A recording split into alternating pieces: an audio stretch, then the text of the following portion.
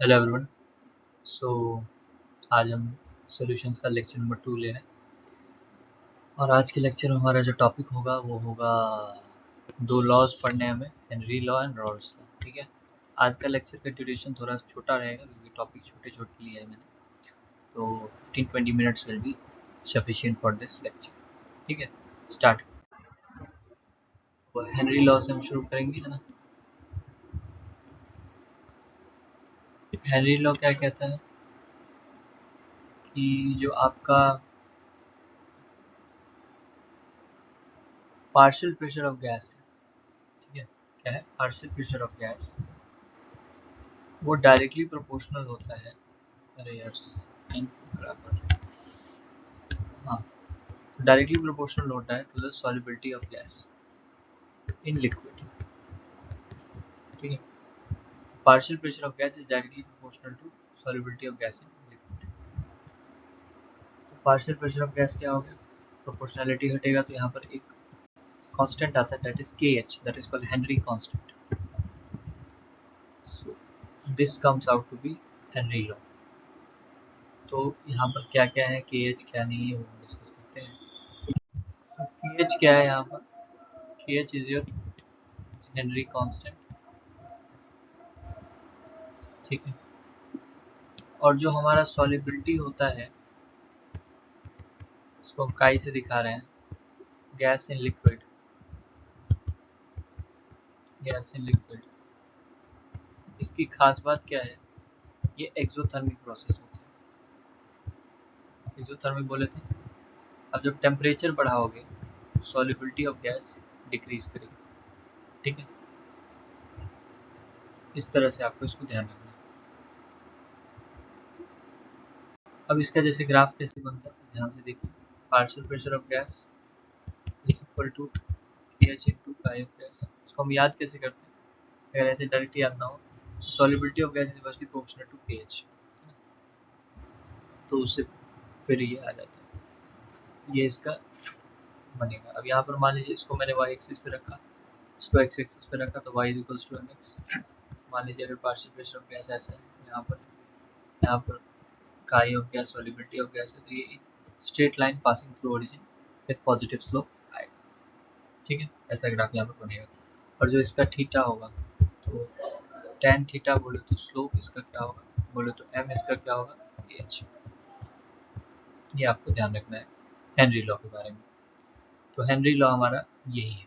ठीक है, इसके बाद हमारा आता है रॉल्स लॉ।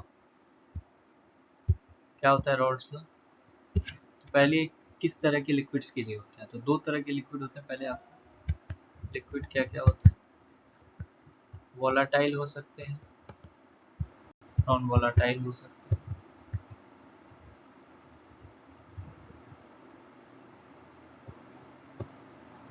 ठीक है, यहाँ पर आपका वोलाटाइल होने का क्या मतलब पड़ता है और नॉन वोलाटाइल का क्या, हम डिस्कस करते हैं। वोलाटाइल मतलब जो अपने वेपर जो है फास्ट क्रिएट कर लेते हैं, ज़्यादा टाइम नहीं लेते। ठीक है, तो ये जो वोलाटाइल नेचर है ना, वोलाटाइल नेचर है ना, है ना, इनवर्सली प्रोपोर्शनल होता है बॉइलिंग पॉइंट के। ये ध्यान रखिएगा आप, है ना। ये हम इसका हम क्वालिटेटिव प्रॉपर्टी में और डिस्कशन करेंगे। तभी के लिए आप ध्यान रखिए कि बॉइलिंग पॉइंट जिसका ज़्यादा वो उतना कम वोलाटाइल होगा, जिसकी बॉइलिंग पॉइंट कम वो उतना ज़्यादा वोलाटाइल। ठीक, volatility is inversely proportional to boiling point. जो हमारा रॉल्स लॉ है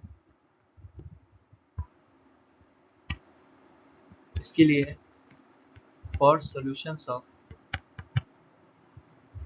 वोलाटाइल लिक्विड,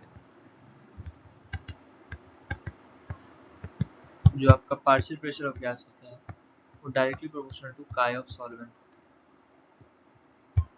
ये ध्यान रखिए, वोलाटाइल लिक्विड्स के लिए, के सॉल्यूशंस के लिए होता है। तो पार्शियल प्रेशर ऑफ गैस जब प्रोपोर्शनैलिटी हटेंगे तो पी नॉट इंटू काई ऑफ सॉल्वेंट बनेगा। This P not is called proportionality constant. तो ये आपका एक जनरल जो रॉल्स लॉ का स्टेटमेंट बेस्ड आपका मैथमेटिकल इक्वेशन बनता है वो ये है। बट मान लीजिए अगर कहीं पे कोई कंटेनर है, उसमें आपका दो कंपोनेंट है ए और बी, कैसे हम लिखेंगे रॉल्स लॉ के हिसाब से? Partial pressure of A is equals to P nought A X A, partial pressure of B will be P nought B X B. तो यहाँ पर आपका X A and X B है,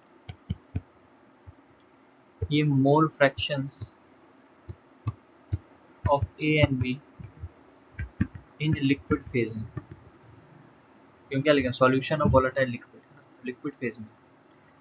तो ये ए और बी के हो गए इंडिविजुअल। अब अगर मेरे को टोटल प्रेशर लिखना हो तो कैसे लिखूंगा? पी ए प्लस डी, क्या होगा? P nought A X A plus P nought B, this will be total pressure. ये भी आपको लिखने आने चाहिए, ठीक। तो ये आपका हो गया रॉल्स लॉ से, अगर दो कंपोनेंट है ए और बी तो आप इस तरह से लिख सकते हो। और ऑब्वियसली यहाँ पर का ए प्लस का बी की वैल्यू 1 ही होगी। मोल फ्रैक्शंस का सम 1 होता है किसी भी सोल्यूशन में, वो मैंने आपको पिछली क्लास में सिखा दिया। अब अगला आता है इसमें कि वेपर फेज में कैसे चीज़ें वर्क करती हैं। तो देखिए ध्यान से, एकदम मेरे को दिखने में आ रहा है लेक्चर काफ़ी छोटा जाएगा, ये अभी तक का आई थिंक सबसे छोटा लेक्चर है, कोई दिक्कत नहीं। तो ये जो एक्स एक्स भी है ये लिक्विड फेज में है, और ये जो वेपर फेज में जो जिनकी क्या बोलते हैं बॉइलिंग पॉइंट कम है, उनकी वोलेटाइल नेचर ज़्यादा है, तो वो क्या बोलते हैं वेपर्स बना लिए। तो वेपर फेज में जो आपके मोल फ्रैक्शन होते हैं उसको हम काई और वाई ए वाई भी बोलते हैं, ठीक। वाई ए वाई भी क्या होते हैं? This is mole fractions in vapour phase, ठीक है। अगेन काई ए प्लस काई बी भी बनी होती है। अब यहाँ पर हम यूज़ करते हैं using DLOPP, Dalton's law of partial pressure. उसका जब हम यूज़ करते हैं तो हम ए के लिए अलग और बी के लिए अलग क्या लिखते हैं, देखिए यहाँ पर हम लिखते हैं partial pressure of A is equals to Y A into partial pressure, total partial pressure, that is P T. यहाँ से वाई आ जाता है P A by P T, और सिमिलरली वाई भी आ जाता है P B by P T. तो यूजिंग DLOPP हम ये रिजल्ट देखते हैं, Y is equals to A by P T और Y B is equals to P B by P T. ये आपका रॉल्स लॉ का पूरा समरी है और पूरा जिस्ट है। यही है रॉल्स लॉ का कहानी। इसी तरह से हम रॉल्स लॉ में कॉन्सेप्ट्स यूज़ करते हैं और इसी तरह से आपके न्यूमेरिकल भी पूछे जाते हैं। तो आई थिंक ये आपको समझ में आ गया होगा। अगेन लिख देता हूँ यहाँ वाई प्लस वाई भी जो होगा वो आपका 1 होगा, ठीक है। So yes, this was the session today, जिसमें हमने हेनरी लॉ और रॉल्स लॉ समझा, और हमने यहाँ पर बहुत सारी चीज़ें डिस्कस करी, छोटी छोटी बातें ध्यान रखनी ज़रूरी, ठीक है। बस यही था आज का सेशन। फिर अगले सेशन में क्वालिटेटिव प्रॉपर्टीज बेंटॉक फैक्टर वाला बात करेंगे।